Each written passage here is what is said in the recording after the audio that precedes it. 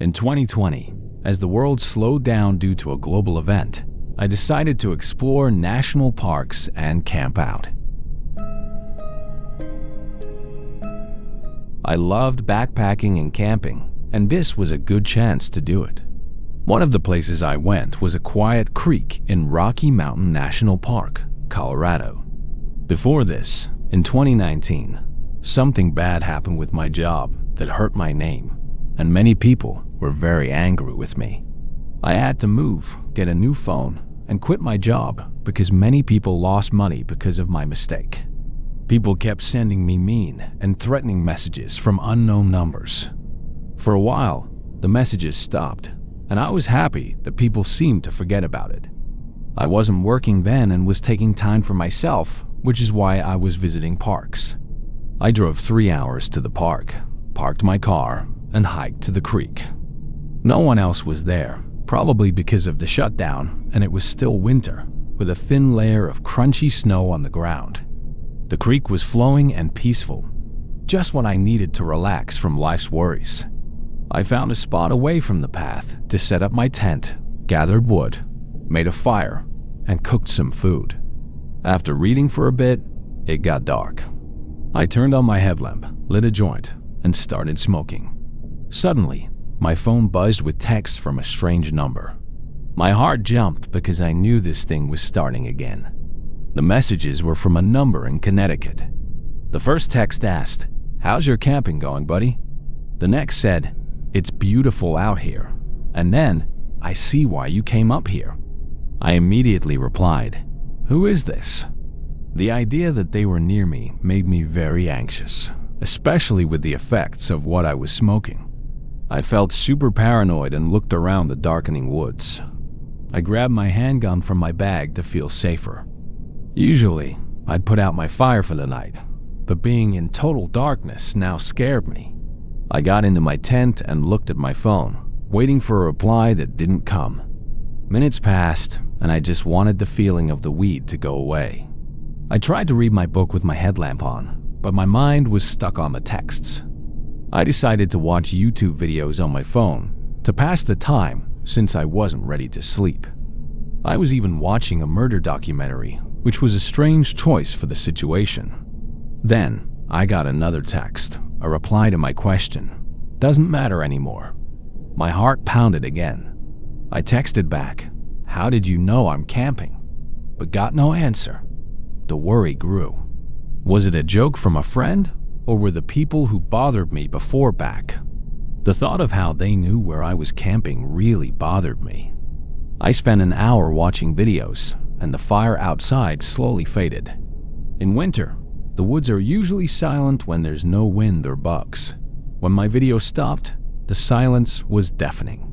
My peace was completely gone because of these texts. Then, I heard human footsteps crunching in the snow, coming toward my tent. They stopped about 6 feet away. I held my gun tightly, ready to take the safety off. There was a sudden flash outside, like a flashlight or a camera. Soon after, I heard the person walk away, their footsteps fading to silence. Just as I expected, my phone buzzed. The number sent me a picture of my tent, followed by a text that said, "Have a good night's sleep." I can't explain it, but I suddenly felt completely clear-headed, and a wave of courage came over me. I unzipped my tent and shot 2 bullets into the air. I heard footsteps quickly running away in the snow not far off, which told me it worked and scared the person away. But it also bothered me that they were still hiding nearby, watching. I shouted a threat into the air and got back in my tent. I believe it worked because there were no more texts or footsteps. I stayed awake for hours, totally woken up by what happened. Falling asleep and waking up to the morning sun was a huge relief. Whoever followed me wasn't ready for me to have a gun. I don't look like someone who would own a gun, and that was the first and only time I've ever shot it. The person who was texting, bothering, and stalking me seems to have stopped when they found out I had a gun. It's been almost 5 years, and I haven't been bothered since. It was a scary night, and I can't imagine how it would have turned out if I hadn't been armed. Every October when I was a child, my family had a tradition of going to northern Michigan for a weekend. Our Uncle Jim owned a large 4-acre property there, with a house big enough for everyone, 5 bedrooms and 3 bathrooms. My brother and sister shared one room. My 4 cousins shared another, and the other rooms were for our parents. Uncle Jim was a big hunter and fisherman, often going on hunting trips all over the country. My dad, even though he loved animals, had gone camping with him a few times. Part of Uncle Jim's property was a large forest, marked by red-painted trees at the edge. Beyond that was county-owned forest, and the nearest house was probably miles away. One day at lunch, while our dads talked about hunting, my brother Adam, my cousins Jake and Joe, and I decided we wanted to camp in the woods that night. Our dads, who were already a bit tipsy and more likely to say yes, agreed. Our moms weren't as happy about it, but didn't say no. So, my dad and Uncle Jim took the 4 of us boys into the woods with a tent. Joe, the youngest, complained it was too far, and our dads, who loved to tease us, just laughed. I was about 13. Adam and Jake were 10, and Joe was 9. We went past the property line to a small clearing with soft, green, mossy spots that Uncle Jim called deer beds. He said it was a perfect campsite and that he'd used it before. Our dads, a bit drunk, gave us a half-hearted lesson on setting up the large tent and made us help. Once it was set up, we put our sleeping bags inside. We did this during the day because it was much easier. After that, we went back to the house and played games until dinner. At dinner, our moms again said they didn't like the idea, thinking we were too young to be alone in the woods. Our dads insisted we'd be fine, and I remember my dad joking that we'd be close enough for them to hear our screams if something went wrong. Later that evening, our dads took us back to the tent. We had flashlights and extra blankets because it was cold at night. I also brought Uno cards. Once we were all inside the tent, my dad and Uncle Jim went back to the house, leaving us alone in the woods. We were deep enough that you couldn't see any lights from the house. We played for about half an hour, with our flashlights lighting up the tent. Everything was fun until we heard a distant scream. It sounded like a girl. We all became silent and looked at each other. I remembered that fox screams can sound like a woman's scream, and I told everyone this, which calmed them down, especially Joe, who was very scared. We continued playing, and I won almost every game. No one talked about the scream anymore. It seemed like we had all forgotten it. But then it happened again, much louder and closer this time. This time, it sounded much more human. We all fell silent again, and even I was scared. Joe looked like he was about to cry. I told everyone to turn off their flashlights. We crawled into our sleeping bags and sat in the dark. None of us were brave enough to run out of the woods back to the house because we were afraid of being chased and drawing attention with our footsteps. Hiding inside a cloth tent felt safer. We waited in silence, whispering if it could still be a fox. I told them I didn't know, hoping it was. Then, we all jumped up and looked at each other when we heard very fast footsteps crunching leaves, coming closer to the tent. They stopped. An ear-splitting, awful scream, like a girl or woman's, came from right outside the tent, and the tent started shaking violently. We all started screaming. Jake and Jim screamed in fear, while my brother and I yelled things like, "Get out of the tent!" I unzipped the tent door, and one by one, we all ran into the woods with our flashlights on so we could see. The run back to the house was the most tense moment of my life, like a matter of life or death.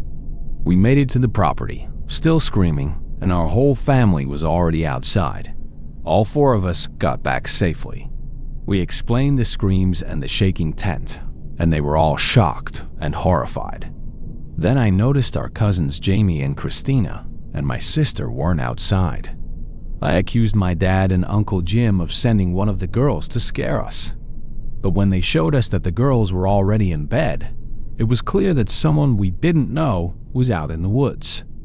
Our dads went into the woods with their rifles and came back after a while, having found no one.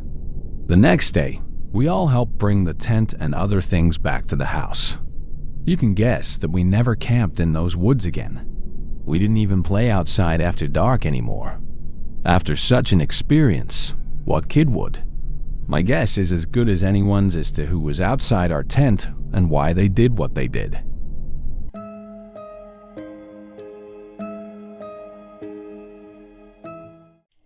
What I'm about to tell you still makes me wonder what's real and what isn't. This happened to my dad and me, and even now, 2 years later, I get shivers thinking about it. I know it sounds unbelievable, but I promise every word is true. 2 years ago, my dad and I went camping in a very remote area. We enjoyed these trips because they were a great way to escape real life. This specific spot was nice, with hiking trails and zip lines, a bit touristy, but it had a long history as Native American land. Our first night there was perfect. Other families were at campsites, campfires were everywhere, and kids were laughing. It was the peaceful night you hope for when camping. We cooked hot dogs, roasted marshmallows, drank some beers, and chatted with people around us. It was a typical peaceful first night. But on the second night, things started to change. The park staff told us we were the only ones there. No one else had booked a spot. At first, we were excited, thinking a whole campground to ourselves would be peaceful. We spent the day hiking, fishing, and taking it easy. At one point, we even listened to a scary podcast by the river, just to get into the spooky mood. We thought we were being funny. By the time the sun started to set, we felt good, a little buzzed from the beers, and nicely tired from a long day outside. We decided to walk to the park's information center to charge our phones and get some snacks before it got too dark. The walk back to our campsite was when things felt wrong. The woods felt different, the air was heavy, and the sky had a weird color, like twilight didn't want to leave. My dad turned to me and said, "Doesn't this feel off? Like we're in some kind of dream?" He was right. It did. The forest seemed endless, stretching in every direction. My chest felt tight, and I couldn't shake the feeling that we weren't alone. We didn't say much after that, just kept walking, both of us looking over our shoulders as if we expected to see something hiding in the trees. Back at camp, we stayed close to the fire. We didn't really talk about the strange feeling. We didn't need to. It was like we both quietly agreed to pretend everything was normal. We roasted marshmallows, played music, and even smoked some weed to try and distract ourselves. Not a typical father-son moment, but it was what we did. By the time the sun completely set, we couldn't see anything beyond the fire. That's when the uneasy feeling got worse. As we sat by the campfire around 9 o'clock, we heard a loud bang like a tree falling. It came from nowhere, loud and close, echoing from the river, maybe 100 yards away. We grabbed our flashlights and pointed them toward the sound, but there was nothing. No movement, no glowing eyes, nothing. Bigfoot? We joked with nervous laughs, but neither of us believed it. A few minutes later, it happened again. This time it was louder and farther away, but the same sound, the same heavy impact. We shined our lights again, but the forest swallowed them, only letting us see the trees around our tent. Then came the third bang, even closer. That's when the fear really hit. Whatever it was moving toward us, like it was circling our campsite.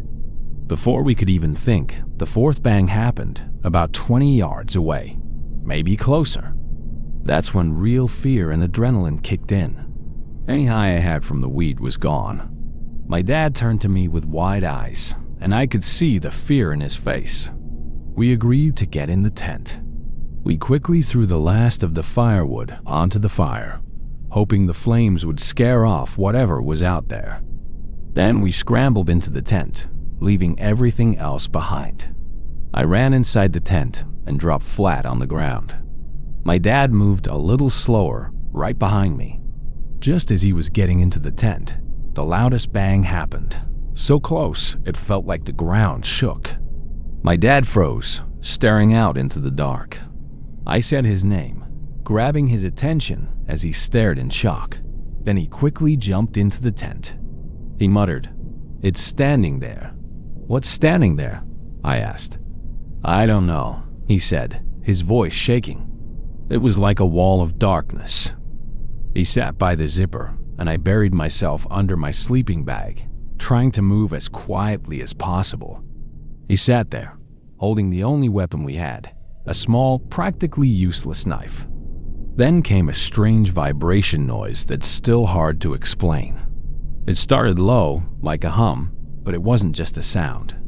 It filled the air and was a feeling inside us, making our chests tight. I'd never felt anything like it. My dad whispered, "You hear that?" I couldn't answer. I just nodded, too scared to make a sound, feeling like we were being hunted. This went on for about 5 minutes as we sat in silence. Then came another sound. It wasn't an animal or a human. It was a deep, alien-like noise, as I like to call it. It honestly sounded like something from a monster show, nothing I'd ever heard before. We stayed frozen in that tent, too scared to breathe or move. I had a small mesh window right where I was lying, but I refused to look outside, afraid of being seen. I just sat there, trying to control my breathing, as my dad still held the knife. That's when the strangest thing happened. In the middle of all the chaos, we just blacked out. Neither of us remembered trying to fall asleep. My dad was still holding the knife when we woke up, lying in the middle of the tent. I woke up on my back in a panic, like something was standing over me. My first thought was to grab my phone to check the time, but it was dead. I asked my dad to check his, and it was dead too. Both phones had been fully charged the night before for emergencies. We stepped outside to pee, standing 5 feet from the tent and peeing back to back, still scared. We saw that it was still completely dark outside. The air was cold and still. The food we left on the table was untouched. The fire we had stoked before rushing into the tent was burned down to ash, like it had never been touched. The whole place felt wrong, like we shouldn't have been there. We waited out the rest of the night in the tent without saying much to each other, just trying to get some real sleep. We packed up in silence, not saying a word until we were in the car. When we finally talked about it, we realized we both felt the same thing that night, watched and hunted, like something was waiting for us to make a mistake. We told my mom when we got back. She thought we were crazy and said maybe we got drugged or breathed in some strange gas. But it wasn't that. Whatever happened that night was real. We both experienced the same thing. To this day, we don't know what it was. We didn't see it completely, but my dad came closest. Whatever he saw, it wasn't human and wasn't natural. We've never heard any similar story to ours. We haven't been back to that camping site since, or even gone camping since. I don't think we ever will. So did something like this ever happen to you? Leave your story in the comments down below.